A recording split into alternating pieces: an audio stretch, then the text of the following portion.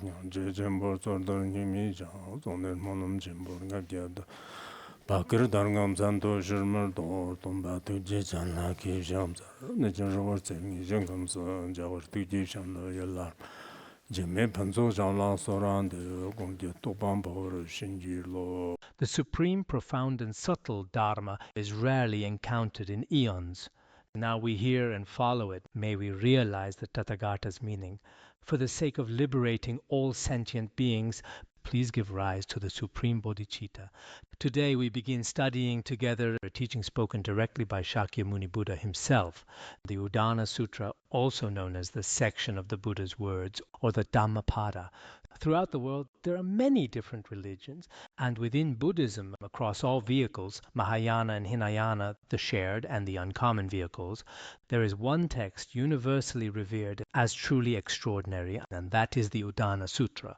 Now, with this text, last year we already went through the first 12 chapters and more. So starting today, we'll pick up where we left off with chapter 13 and beyond.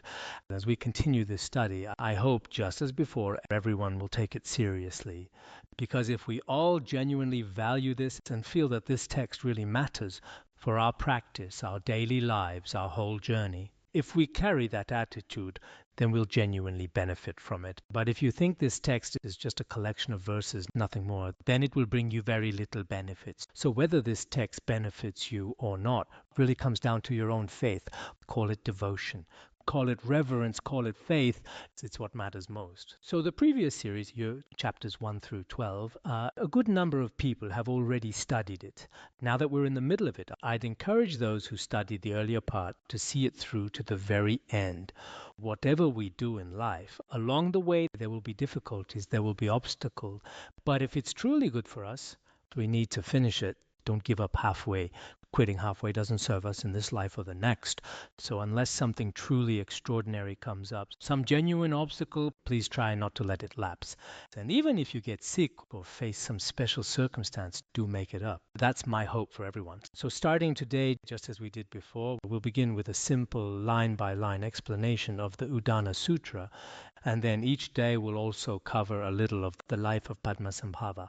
So it looks like the life of Padmasambhava isn't that long, and after that there may be other plans. So with that in mind, I hope everyone will make a diligent effort each day.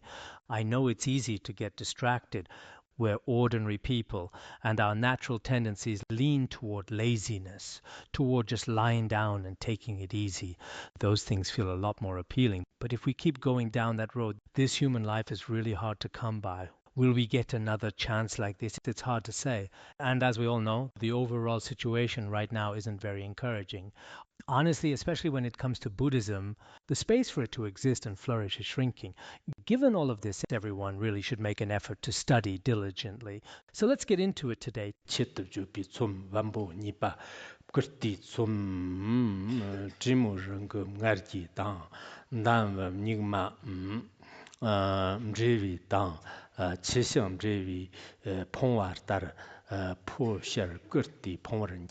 Today we begin Volume 2. Everything through Chapter 12 was Volume 1, and Volume 2 opens with Chapter 13, the chapter on honor. Now, honor here carries the sense of both material gain and offerings of respect. Both are implied. So why does the chapter on honor come right after Chapter 12? What came before was the chapter on the path. Yes, the chapter on practice and the path. You see, for anyone on the spiritual path, there will inevitably be many obstacles. And among all those obstacles, honor and material gain are the most lethal, the most dangerous. That's why this chapter follows right after. Because when someone receives honor and material offerings, what happens? First, pride rises up in the mind. So many people respect and praise me. I must be something special. And naturally, almost without noticing, one starts to look down on everyone else. Second, once that pride sets in, it becomes very easy to break one's root vows. One stops keeping discipline carefully and loses much of one's faith, wisdom, and merit. So looking at it from these three angles, the chapter on honor is really necessary. It's only right that it comes right after the chapter on the path. Now, within this chapter, the very first verse says, A mule is destroyed by giving birth, a bamboo stalk by bearing fruit, a banana tree by ripening, and a fool is destroyed by honor. I think I actually shared this verse once on WeChat maybe, or perhaps on Weibo. At the time when I read the commentary on it, I was deeply struck and it really hit home. I thought this is so true because in real life, we really do see this kind of thing. The main story behind this verse is found in the commentary and also in the Vinaya Sutra. It happened when the Buddha was staying in Rajagriha. At that time, Devadata used various methods to attain the first fruit of stream entry. In the beginning, the Sangha wanted nothing to do with him because his views and conduct were both problematic. Later, Ananda, his younger brother, he started flattering him, saying, "Please teach me. How do I practice meditation?" And Ananda, without much wariness, began teaching him how to cultivate meditative absorption. As Devadatta kept practicing, he eventually attained miraculous powers. Once he had those powers, he set out to win over as many people as possible. Kings, patrons, all kinds of people. He tried every angle. He had his eye on Prince Ajatashatru, who hadn't yet become king. He was still the crown prince. And Devadatta thought, this young man will be king one day. There's a lot of opportunity here. So he went before the prince and displayed all kinds of miraculous powers, transforming into a fine horse, then into an elephant, then into a perfectly composed monk. As all this was going on, the prince didn't have a particularly clear or settled mind, and he was still young. The two of them got along well and enjoyed each other's company. As they spent time together, the prince grew extremely fond of Devadatta. One time, while Devadatta was resting his head in the prince's lap, the prince spat, and when he did, the saliva landed right in Devadatta's mouth, and Devadatta swallowed it. Seeing this, the prince thought to himself, this man's practice must be extraordinary. He even swallowed my saliva without hesitation. He must be even greater than Shakyamuni Buddha. And as time went on, the prince, now positioned to become king, began offering him lavish support. 500 chariots would escort him wherever he went. 500 kinds of food were prepared for him. 500 attendants waited on him, and 500 monks were assigned to serve as his senior attendants. He had gathered a following of over 500, and so little by little Devadatta's lifestyle, his comings and goings, the honor and offerings he received, none of it resembled any other monastic.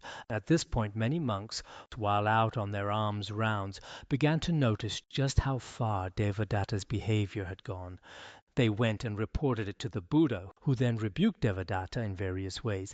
In the course of that rebuke, the Buddha pointed out how truly foolish Devadatta was, that by chasing after these offerings and honors, he was poisoning himself and others. And it was then that the Buddha taught the similes of the mule, the bamboo, and the banana tree, using these images to convey two verses.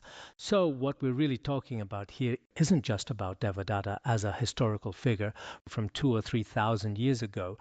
In real life today, as practitioners, whether lay or monastic, we may well find in our own practice that material gain and honor can be deeply harmful. So what exactly do these similes mean? Let's start with the analogies themselves. Take the mule. A mule generally cannot conceive, but if it does become pregnant, once it's carrying a foal, it can't give birth, and in the end it will die from it. And whatever offspring it might produce will also perish. In the Udāna Varga, this offspring is called a jukshu, itself a kind of creature, born from the union of a donkey and a horse, which gives us a mule. And as everyone knows, mules are generally sterile. They can't reproduce. But if a mule does somehow become pregnant, they will certainly die. The parallel is clear. An ordinary practitioner who gains wealth, fame, and honor. In that moment of feeling on top of the world, thinking there's something great, their entire aspiration for the path is destroyed. That's the first simile. Then there's the bamboo, a kind of tall grass or reed, which ordinarily doesn't flower or bear fruit, but once it does fruit, it naturally withers and dies. It's the same for us ordinary people. If we truly start receiving material support from others, it's often not those with real merit who attract it, but those without. Those without merit are often the ones who end up with major patrons. Whether as practitioners or lay people, it's the same. Just look. I've been following the news lately, and one party secretary after another, city after city, is falling from grace, one by one. If they hadn't risen to such high positions, hadn't received all that deference and privilege, they might never have fallen like this. They might never have been brought down. Fame and gain work the same way. It's the same in the Buddhist world. It's the same in ordinary life. Once the bamboo flowers and fruits, it withers. It dies from within. And the banana tree is the same. A banana tree is hollow at its core. There's no solid substance inside. But once a new shoot emerges, or it develops a central stalk and bears tangible fruit, the tree itself withers and dies. So it is with the foolish among us, ordinary, deluded people. The moment they receive honor and material offerings, they lose their direction, they grow arrogant, they stop keeping precepts, stop meditating, stop practicing, and in that way they truly lose themselves. Because material gain is an invisible kind of shackle. And once you're bound by it, you really have no control over yourself. We can see this all around us, including within Tibetan Buddhism, where certain individuals have gone to live in cities, and the same is true in Chinese Buddhism, practitioners or lay people alike. Once fame and wealth and offerings arrive, they find it impossible to maintain their original practice. Because material gain belongs to samsara, you could say it is of samsara. It nourishes samsara. It cannot cut through it. So the harm it brings us is truly immense. This is why in the past, great masters of Tibetan Buddhism have said that material gain is actually a gift from Māra, a present delivered to you by the Lord of Demons. The Avatamsaka Sutra also says, teaching the Dharma out of greed for offerings, or teaching the profound Dharma to those who aren't ready for it, this is the work of Māra. So when material gain comes our way, the reality is that many people today, including some practitioners, cling to it desperately. Wealthy patrons and devoted supporters will lavish their attention on such people, while those with genuine faith and wisdom, those with pure discipline, get largely ignored. When the truly worthy go unnoticed like this, it's really a sign of Buddhism in decline. Sometimes it does seem like in this world, if you have no fame or fortune, people look down on you. But the moment you have it, it can become very dangerous. So we really need to think clearly. If we want to protect ourselves, we first need to see clearly whether something is bringing us harm or benefit. Now, the verse speaks of the foolish. For those who are noble or truly wise, all honor and gain are seen as like a dream, like an illusion. Such things simply don't affect them. But for ordinary people, those who haven't yet reached a noble stage, it is genuinely very hard to withstand the test of the 8 worldly concerns. So whether it's the chapter on gain or the chapter on honor, everyone really ought to reflect on this again and again, especially since so many of you are practitioners. Like, think about how you want to leave this world one day as a genuinely good practitioner, or someone who spent the first half of their life as a sincere practitioner, studying and reflecting, only to find that in the second half, though they'd gained some worldly wealth and reputation, their heart for the path had all but vanished, empty inside. That would be a real tragedy. So once fame arrives, it really does become a problem. Ordinary people wouldn't say that, of course. You've been promoted, you're prospering now, you've got followers all around you, people everywhere respect you. Most people would see this as a rare and wonderful opportunity. But a true practitioner knows better. Something's off. I need to be careful now. This is the moment to pay attention. I've got a name now, and before all this I was doing all right, just quietly practicing. But now that I'm known, things aren't looking good. The other day I heard that one of the nuns in our class went to speak at some gathering outside, and apparently did quite well. Even Khenpo Sodargye praised her. But I didn't feel happy when I heard it. My first thought was, will she become arrogant? I don't even know who it was. Among us here, there's no one particularly exceptional, really. We're all pretty much at the same level. Every now and then someone speaks well, maybe caught a good moment, maybe it really was good. I haven't seen it myself, but I wasn't pleased. We have someone like that among us. What an honor for us. How meaningful, including the thought that I'm teaching someone like that. No, I actually felt this might not be a good thing. It may not be good for that person. For so many of us, praise is really a double-edged sword. It can be quite dangerous. Gradually, you drift out of practice. We see this with so many people in the world, especially once wealth comes, it becomes very hard to sustain a long-term practice. We must keep the long view in mind.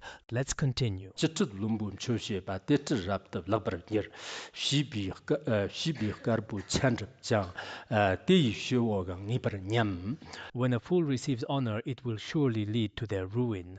Their pure and virtuous qualities diminish, and even qualities of the peak stage will fade. Following on from what was just said, when a fool receives honor, it is simply not a good thing. It is a sign of downfall. Whatever qualities they had before, the merit built through study, reflection, and practice will very likely be destroyed, thoroughly destroyed, like crops flattened by hail. What was there before gets wiped out. That's the real danger. Because once pride takes hold, self-grasping only grows stronger, and when the wholesome roots in one's mind begin to erode, liberation, virtue, discipline, the heart for the path, all of these wholesome qualities will gradually begin to slip away. Even qualities of the peak stage will fade, and now, generally speaking, on the path of accumulation and the path of joining, within the path of joining there are the stages of heat, peak, and patience. Once you've reached the peak stage, regression is essentially impossible. From the patient stage onward, there's no falling back. But this line is actually hypothetical. It's using a conditional form. The point is, if you receive offerings, honor, and material support, then whatever good qualities you had may well be destroyed. And the wholesome qualities one has cultivated on the path of virtue will gradually, quietly fade. Take someone who was once a dedicated practitioner, excellent at memorization. We see this kind of thing all the time. Some of the Khenpos and Khenmos, individuals I have helped mentor, but the moment they received the title of Khenpo or Khenmo, they basically stopped memorizing, stopped studying seriously, as if they'd just attained the first bodhisattva ground. And from that point on, they were no longer willing to sit and listen to teachings or receive guidance respectfully. I'm a Khenpo. I'm a Khenmo. Why should I sit and listen in front of someone else? That person is a Khenpo. I'm a Khenpo too. We're completely equal. Even when they're not equal in terms of qualities, they feel that way inside. And it's not just practitioners. We see this in ordinary life too. Once someone passes a civil service exam and lands a government job, the learning basically stops. A very small number keep going, but for most, they feel they've already arrived. I've made it. People respect me now, especially when you go out and people say, "You speak so well. You look wonderful. You have so many followers." These days, everyone's chasing followers and views. All this hollow stuff online. The moment someone gets a bit of a following, some traffic, starts standing out in some way, they start feeling full of themselves. Even the way they walk changes. The tone of their voice changes. Even the way they eat. Different. The way they look at people. Before it was warm and gentle. But once they've reached that status, it's a completely different person. This happens to almost everyone, to varying degrees. So even if you have reached the qualities of the peak stage on the path of joining, even those can fade. The Udāna Varga also refers to this as the peak dharma, meaning the qualities of the peak stage. So truly honor and material gain are a slow-acting poison. It's unnoticeable at first, but just wait and see. The moment someone, never mind anything else, becomes a tutor, a Khenpo, a Khenmo, a Geshe, or some kind of leader. From that point on, the two of you who used to share a room, both on equal footing, once one gets the Dharma teacher title and the other doesn't, suddenly there's this feeling, you should be serving me now. I've earned my title. There's this natural, almost automatic pride. The person may not even be aware of it themselves. Only someone with real wisdom can see it clearly. It is a slow killer. This text makes it very clear. Very few are able to remain content and unaffected by their status. Only a rare few manage it. I once came across a great master from abroad. Someone interviewed him, and he was asked, "You're such a remarkable person. How do you see yourself in relation to those around you?" That was the reporter's question. And the master said, "No matter what situation I'm in, I'm just one of them. When I teach the Dharma, whether there's one person, 2, 10, 10,000, 100,000, if there are 100,000 people, I think of myself as simply the one who happens to be speaking. Beyond that, I'm no different from anyone else. I'm just one in 100,000. That answer, most of us honestly couldn't live up to it. If 100 people are listening, these 100 people are my audience, my following. I'm the best one in the room. And that kind of pride arises in us almost automatically. This is something everyone ought to look at honestly in themselves, because we really do have this kind of pride, this kind of fault. And once that fault is there, everything you once had starts to quietly erode. Your discipline, your study and reflection, your view, your practice, your merit, all once so strong. But once fame and honor arrive, bit by bit, just like losing weight, where you start at 160 pounds and keep cutting until you're down to a fraction of that, our merit quietly drops in just the same way. When you didn't have that fame, things were genuinely better. So many great masters of Tibetan Buddhism in the past were deeply wary of fame and material gain for themselves the moment it appeared. As it says in the words of my perfect teacher, there is a teaching from Jigme Lingpa, something like, I can't recite the exact words, but the meaning is this: when a person has abundance and material ease, before the Dharma is realized, Māra has already succeeded. In adversity, we tend to be vigilant, we make a real effort. But in times of ease, especially when people are praising you, cheering for you, it's very hard to hold your ground. Very few can stand firm in the face of gain. So this text is telling us, even qualities of the peak stage will gradually fade. Ngambar nyeparan dopa ta gerlung kornan dopa tang. Anila serna shepa tang rirjan ta kan chopa tang. The wicked seek gain, monks seek followers, clinging to their dwelling places, coveting others' offerings. This verse arises from a story involving a senior monk by the name of Supriya.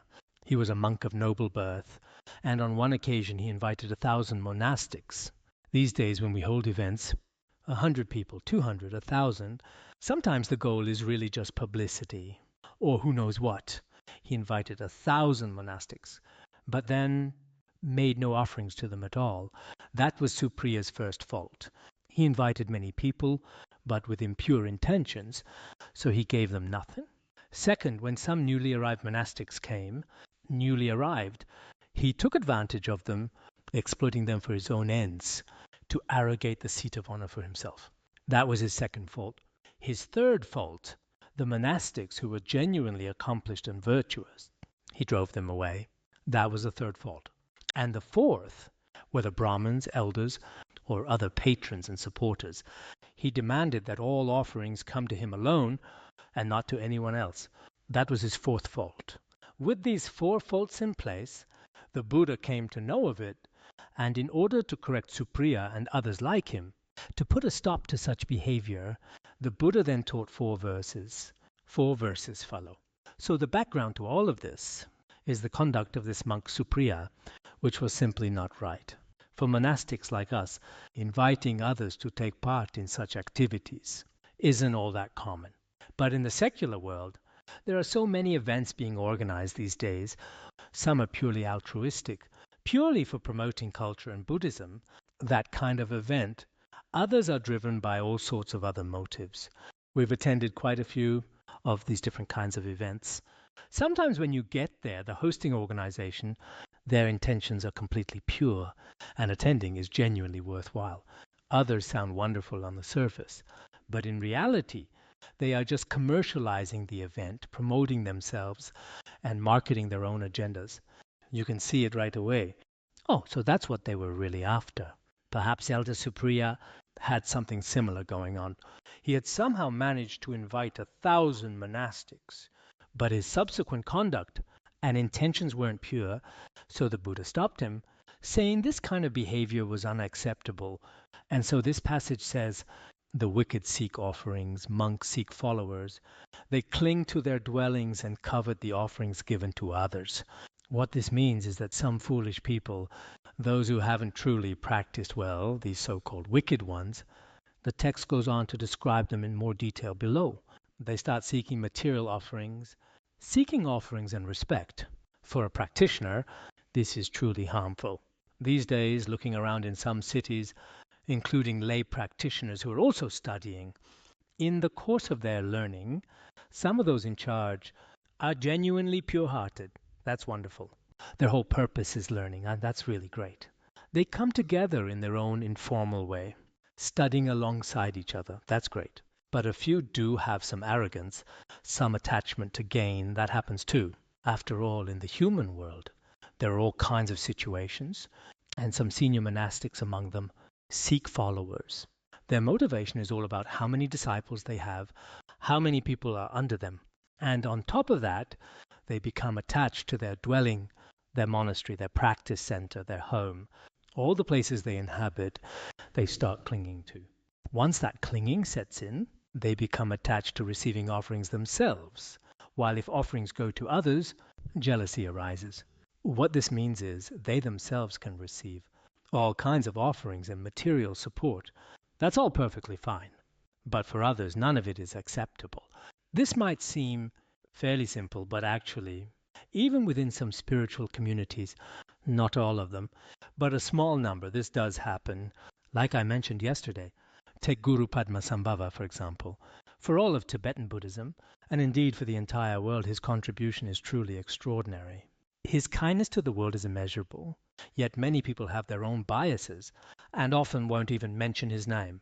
His qualities, his kindness, they just won't bring those up. The same goes for our world.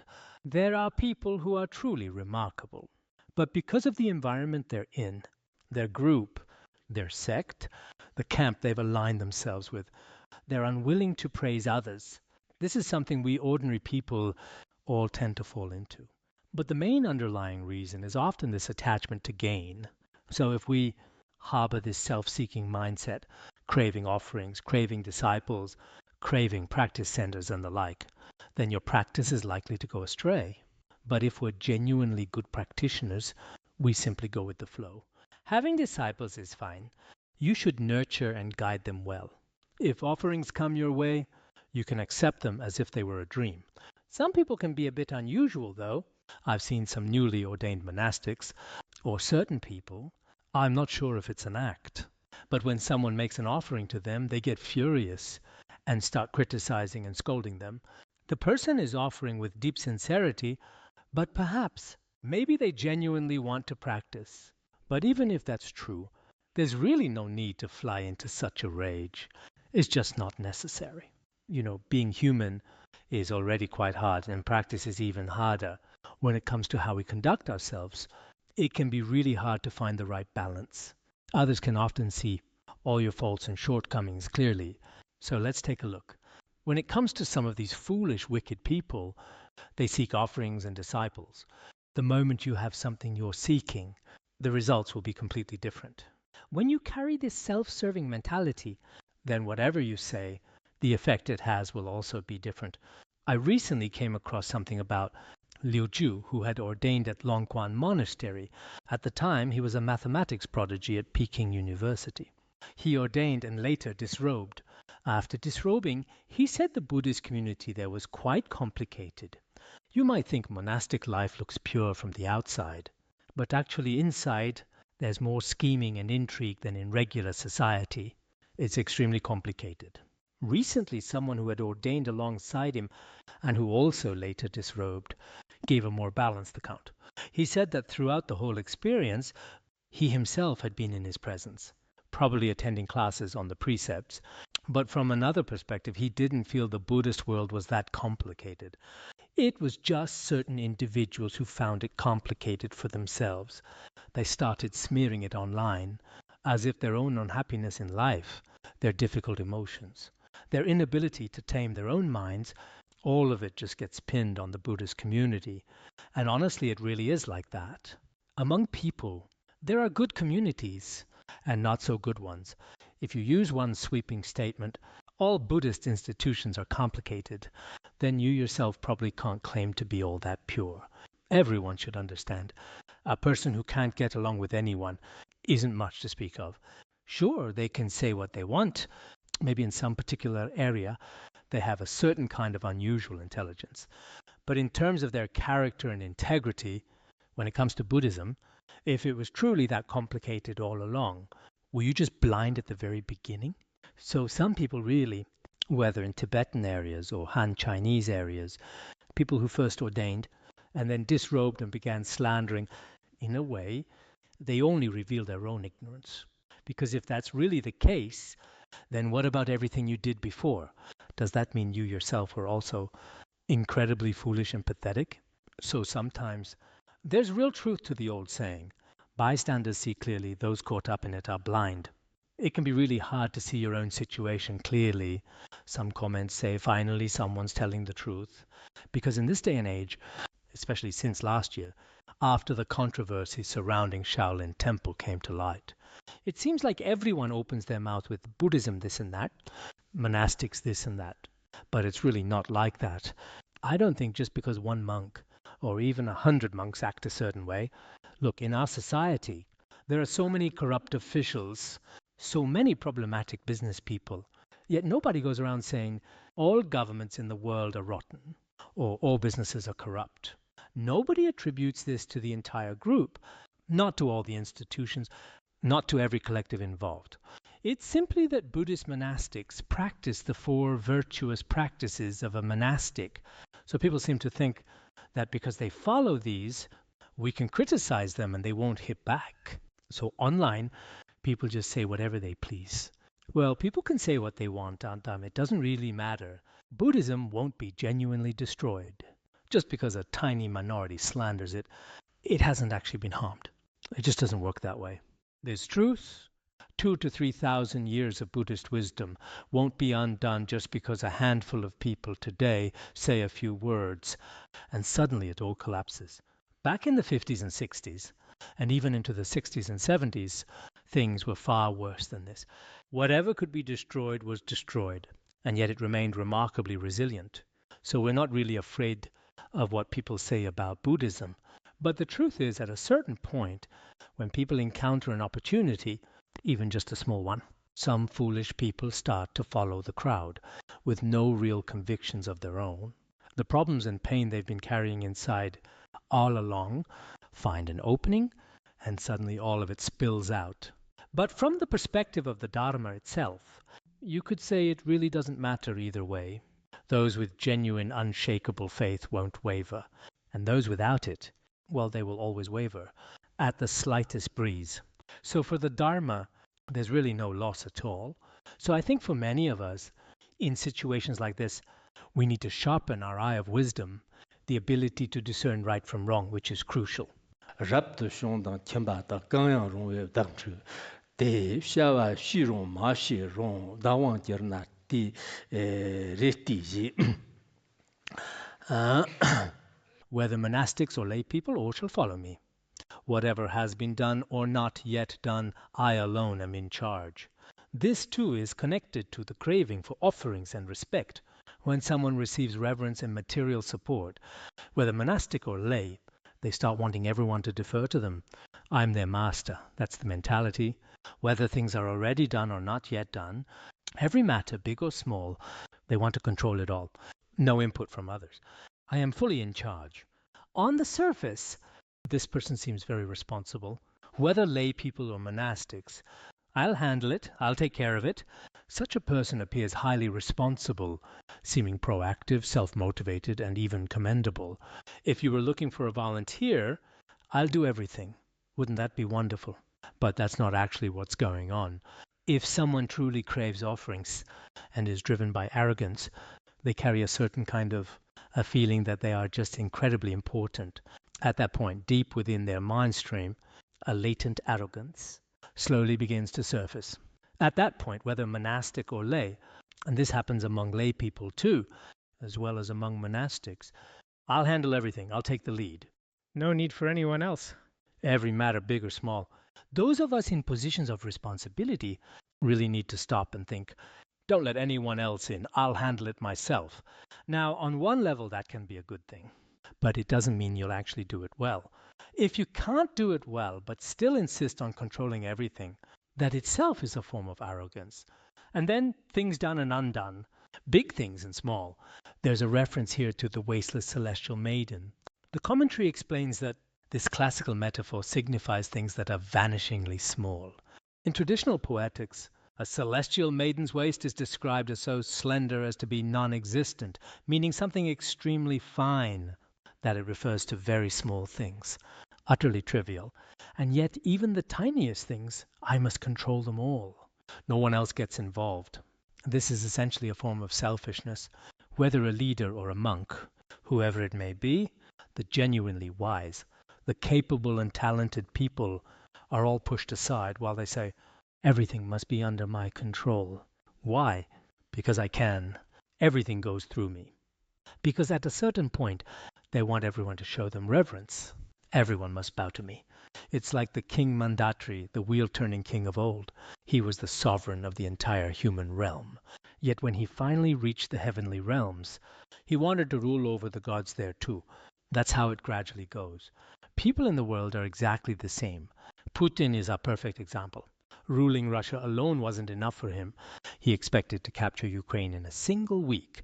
Yet now, over 4 years later and after countless lives lost, he remains mired in a conflict with no end in sight. Whether in the worldly realm or the spiritual, so much of this comes down to don't let others get involved. I'll take care of everything. But this is simply overreaching. You simply can't operate that way. If you do, those who are truly wise and capable will have no place with you, and especially when it comes to yourself. Many leaders and managers today, some of them frankly aren't that sharp themselves, yet the people around them constantly flatter them. Wow, you're amazing, you look great, you're just wonderful. I once saw an interview with a celebrity who said that as a star, all the agents and everyone around them, from morning to night, all they ever hear is praise. You look wonderful. Your acting is incredible. You're just extraordinary. And so slowly, gradually, their arrogance just keeps on growing until finally once one of their actions gets exposed, they instantly crash down from their pedestal. And at that moment, everyone around them simply drifts away. It's a deeply painful thing. So many of us, once we gain a little fame, some wealth, a bit of money, we start only looking at the sky and forget to watch where we're stepping. And that's exactly when it's easy to fall. This is something we see all the time in the world. So what I want to say here is, no matter what position you're in, the most important thing is this. A truly wise person doesn't need everyone under them to follow every single word they say. When it comes to management, and this includes some of the Khenpos here with us, who will be in leadership roles in the future, managing monasteries, managing dharma centers, managing their communities. My view is that management and study, reflection and practice are two completely different realms. Someone who excels at study, reflection and practice isn't necessarily good at management or getting things done. Not necessarily. And someone who's great at management isn't necessarily great at study, reflection and practice either. So when you're in a leadership position, if you have people around you who are genuinely wise and capable, try to make good use of them. They might not be especially deferential to you, but please don't dismiss someone just because they don't defer to you. That's how a certain kind of system operates. Everyone around the leader ends up being rather spineless, with no real ability, no mind of their own, no capacity to take initiative, just obediently following orders. Nothing grows that way. And you yourself won't grow either. Historically speaking, it's always been this way. The truly wise were always surrounded by exceptional and formidable talents. Those people weren't necessarily all that respectful, because each of them had their own knowledge, their own expertise, and their own fairly fixed views on things. But that doesn't really pose a major threat to your leadership. Yet so many leaders are afraid they can't control capable people, so instead they fill every position with mediocre people. Then they think, now I can control everything. I hold all the power. I manage all the people. I handle all the tasks. But in the end, nothing gets managed properly. Nothing works out. It becomes a real mess. So in Buddhism, what we generally say is, let the Dharma lead, not the person. That is very important. Now the next verse says, 데르터 시비 건토나 셈란 도친 페르버른 예르 니피 탑나 잔연 남녀는 대비엔 로젠 냥은 된 로젠 인지 the fool clings to discriminating thoughts and craving only grows stronger. The path of seeking gain is one road, the path to nirvana another. This is saying that the fool, as was described just before,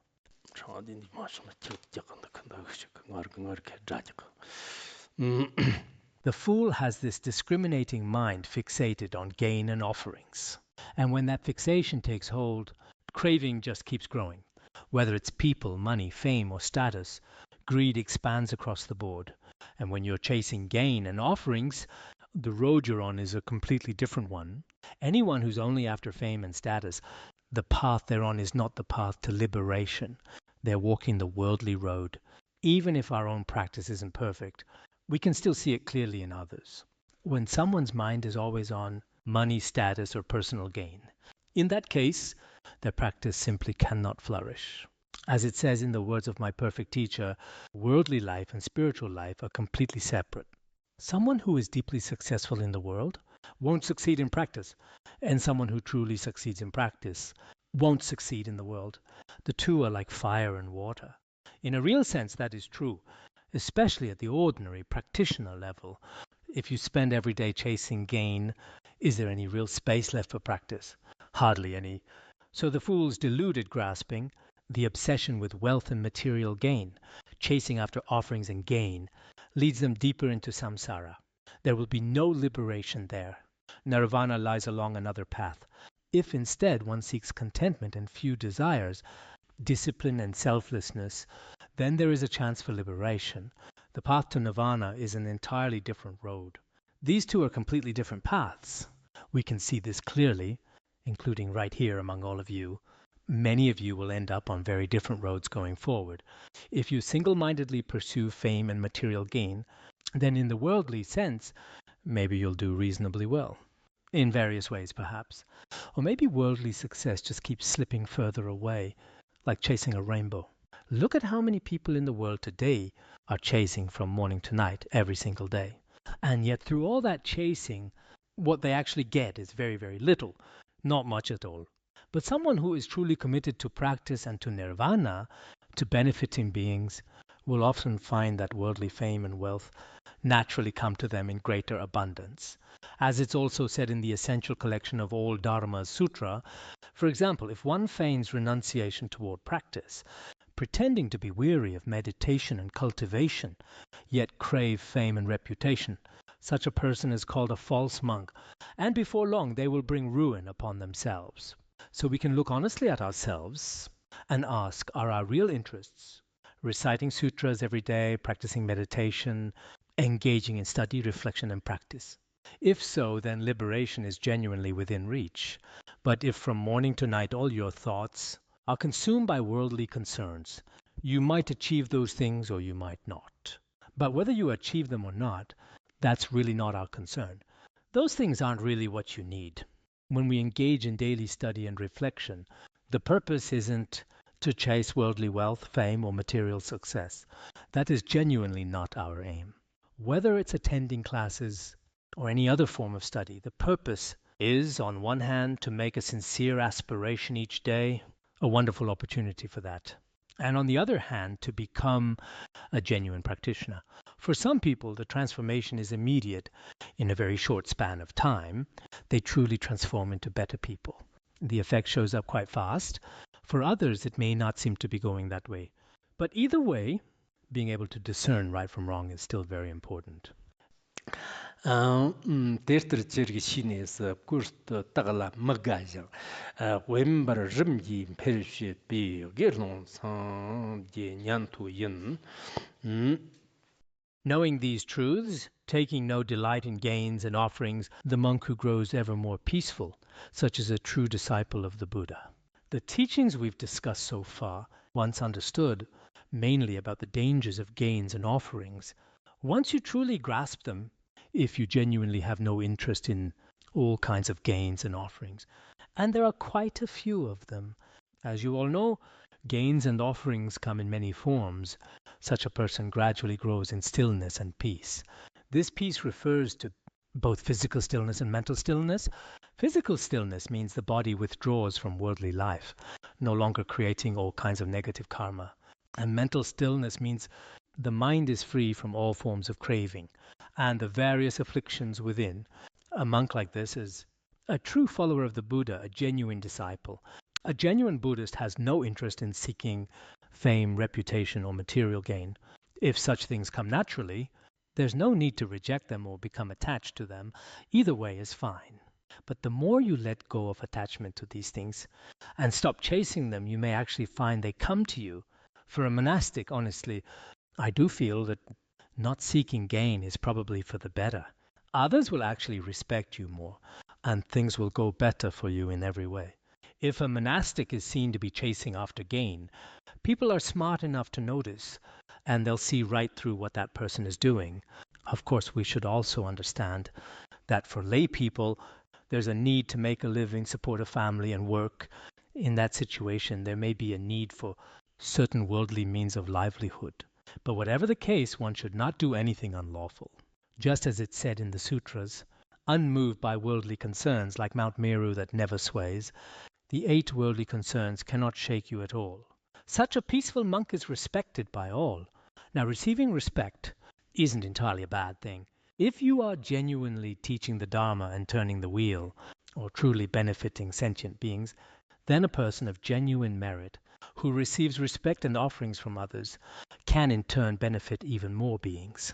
There is real potential there. But if you lack such merit and still receive offerings and gain, you'll be like a fish caught on an iron hook, already hooked. Once you're hooked by gain and offerings, an ordinary person has no power to free themselves. There was once a Khenpo who said, so-and-so used to be a good practitioner, but after he bought a car, he never practiced seriously again. Every day he'd drive off to eat hot pot. Whether that's exactly true, I can't say.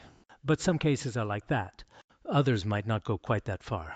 As for worldly things, back then cars were actually pretty rare. Nowadays, there aren't many cars at our academy. But out in the world, most people have several cars each. One wonders whether they end up being bound by them. In our daily lives, actually, there are many examples around us. We can look and see how fame and gain affect our practice, because we are people who seek liberation. If we were living just like ordinary worldly people, working to make a living and support our families, living that kind of life, then perhaps we wouldn't need to put so much emphasis on gains and offerings. This text was primarily aimed at practitioners present at the time, especially as guidance within the monastic community. So compared to worldly education, there are some differences. So regardless, as practitioners, don't be overly attached to gains and offerings. This includes tutor as well. Don't let a bit of fame make you feel like you're above everyone else. People who were originally part of our community, since we can't go out ourselves, end up becoming their followers, and then they start controlling both the people and the finances. Now, if in the end they truly guide people onto the right path, that's fine. Worldly, tainted wealth isn't really something you can rely on anyway. But when others haven't been well guided and haven't really learned themselves and lack the capacity to lead others, then gradually no one benefits at all. So we all need to keep learning. Genuine learning is truly important. Whether worldly or spiritual, if you keep learning continuously, you'll keep making progress. This is also what this chapter has been conveying. The main point here is about what it means to be a true disciple of the Buddha or a genuine Buddhist. That's the message. All right, that brings us to the end of this section of the Udāna Sūtra.